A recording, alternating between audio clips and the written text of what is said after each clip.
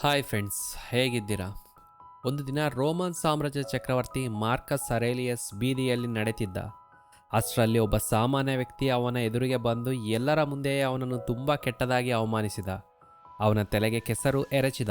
ಈಗ ನೀವೇ ಯೋಚಿಸಿ, ಅಷ್ಟು ದೊಡ್ಡ ಚಕ್ರವರ್ತಿಯನ್ನು ಅವಮಾನಿಸಿದ ವ್ಯಕ್ತಿಗೆ ಯಾವ ಥರದ ಶಿಕ್ಷೆ ಆಗಬೇಕು ಅಂತ.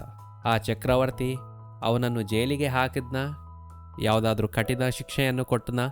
ಇಲ್ಲ ಇನ್ನೇನಾದರೂ ಮಾಡಿದ್ನ? ಬದಲಿಗೆ ಚಕ್ರವರ್ತಿ ಮಾರ್ಕಸ್ ಅವನು ಕೋಪಗೊಳ್ಳಲಿಲ್ಲ, ಕೂಗಾಡಲಿಲ್ಲ, ಅವನನ್ನು ಅವಮಾನಿಸಿದವನಿಗೆ ಜೈಲಿಗೂ ಹಾಕಲಿಲ್ಲ. ಬದಲಾಗಿ ಒಂದು ಸಣ್ಣ ನಗು ಬೀರಿ ತಲೆ ಮೇಲಿನ ಕೆಸರನ್ನು ಒರೆಸಿಕೊಂಡು ಏನು ಆಗೇ ಇಲ್ಲ ಅನ್ನೋ ಹಾಗೆ ಶಾಂತವಾಗಿ ಮುಂದೆ ನಡೆದ. ಇಷ್ಟೊಂದು ಶಕ್ತಿಶಾಲಿ ರಾಜನಾದರೂ ಆತನು ಯಾತಕ್ಕೆ ಇದಕ್ಕೆ ಪ್ರತಿಕ್ರಿಯಿಸಲಿಲ್ಲ? ಕಾರಣ ಅವನಿಗೆ ಗೊತ್ತಿತ್ತು, ನಿಜವಾದ ಶಕ್ತಿ ಅಂದ್ರೆ ಪ್ರತಿಕಾರ ತೀರಿಸಿಕೊಳ್ಳೋದಲ್ಲ, ಬದಲಾಗಿ ಮನಸ್ಸಿನ ಶಾಂತಿಯನ್ನು ಕಾಪಾಡಿಕೊಳ್ಳೋದ್ರಲ್ಲಿದೆ ಅಂತ. ಮತ್ತು ಈ ವಿಚಾರ ಅವರಿಗೆ ಕಲಿಸಿದ್ದು ಒಂದು ಪ್ರಾಚೀನ ತತ್ವ, ಅದೇ ಸ್ಟೋಯಿಸಿಸಂ. ಈ ಒಂದು ತತ್ವವನ್ನು ನಾವು ನಮ್ಮ ಜೀವನದಲ್ಲಿ ಬಳಸಿದರೆ ಯಾರೇ ಏನೇ ಅಂದರೂ ನಮ್ಮ ಮನಸ್ಸಿನ ಶಾಂತಿಯನ್ನು ಕದಡಲು ಯಾರಿಗೂ ಸಾಧ್ಯವಿಲ್ಲ. ಸ್ವಲ್ಪ ಯೋಚಿಸಿ, ನಮ್ಮನ್ನು ಯಾರಾದರೂ ಕೆಟ್ಟದಾಗಿ ಮಾತಾಡಿದ್ರೆ ನಮಗೆ ಯಾಕೆ ಕೋಪ ಬರುತ್ತೆ? ಕಾರಣ ತುಂಬ ಸಿಂಪಲ್.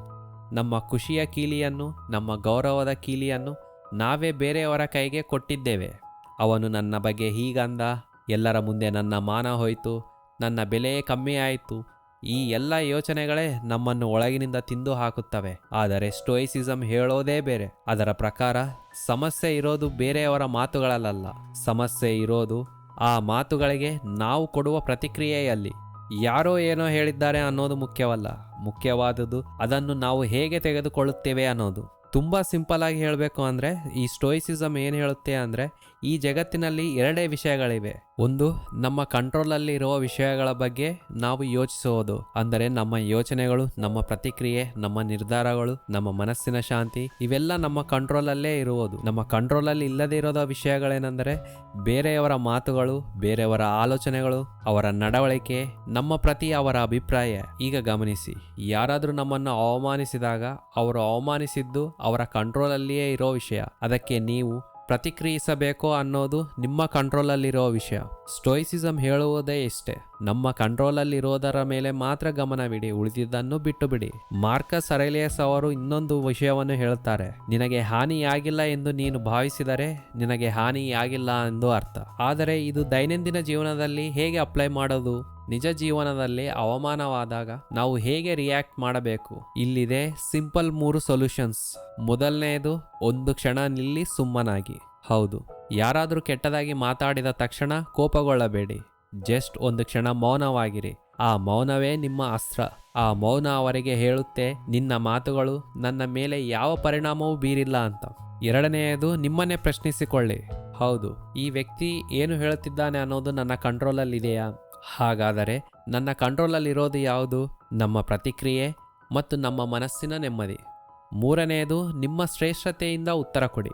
ಮಾರ್ಕಸ್ ಅರೇಲಿಯಸ್ ಹೇಳಿದ ಒಂದು ಮಾತು ನನಗೆ ತುಂಬ ಇಷ್ಟವಾಯಿತು. ಅತ್ಯುತ್ತಮ ಸೇಡೆ ಎಂದರೆ ನಮಗೆ ನೋವು ಕೊಟ್ಟವರ ಹಾಗೆ ನಾವು ಆಗದೇ ಇರೋದು. ಅವರು ಕೆಸರು ಎರಚಿದರೆ ನೀವು ಹೂವಾಗಿರಿ, ಅವರು ಕೂಗಿದರೆ ನೀವು ಮೌನವಾಗಿರಿ. ನಿಮ್ಮ ಯಶಸ್ಸು, ನಿಮ್ಮ ಶಾಂತಿ, ನಿಮ್ಮ ಒಳ್ಳೆಯ ನಡತೆ, ಇವುಗಳೇ ನಿಮ್ಮ ಉತ್ತರ. ಬೀದಿ ನಾಯಿ ಬೊಗಳಿದಾಗ ನಾವು ಅದರ ಜೊತೆಗೆ ನಿಂತು ಬೊಗಳೋದಿಲ್ಲ. ಅದೇ ರೀತಿ ಕೆಲವರ ಮಾತುಗಳನ್ನು ನಿರ್ಲಕ್ಷಿಸಿ ಮುಂದೆ ಹೋಗೋದೇ ನಿಜವಾದ ಜಾಣತನ. ನೆನಪಿಡಿ, ನಿಮ್ಮ ಬೆಲೆಯನ್ನು ನಿರ್ಧರಿಸೋ ಶಕ್ತಿ ಯಾರಿಗೂ ಇಲ್ಲ. ಆ ಶಕ್ತಿ ಇರೋದು ನಿಮ್ಮ ಕೈಯಲ್ಲಿ ಮಾತ್ರ.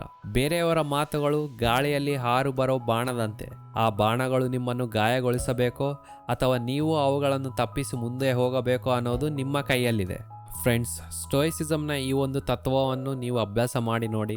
ನಿಮ್ಮನ್ನು ಯಾರಿಂದಲೂ ಅಲ್ಲಾಡಿಸಲು ಸಾಧ್ಯವಾಗಲ್ಲ, ಯಾಕೆಂದರೆ ನಿಮ್ಮ ಮನಸ್ಸಿನ ಶಾಂತಿಯೇ ನಿಮ್ಮ ಅತಿದೊಡ್ಡ ಶಕ್ತಿ.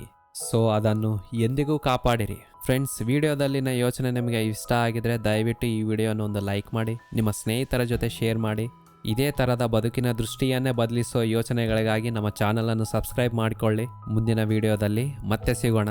ವಿಡಿಯೋ ಕೊನೆಯವರೆಗೆ ನೋಡಿದ್ದಕ್ಕೆ ಧನ್ಯವಾದಗಳು.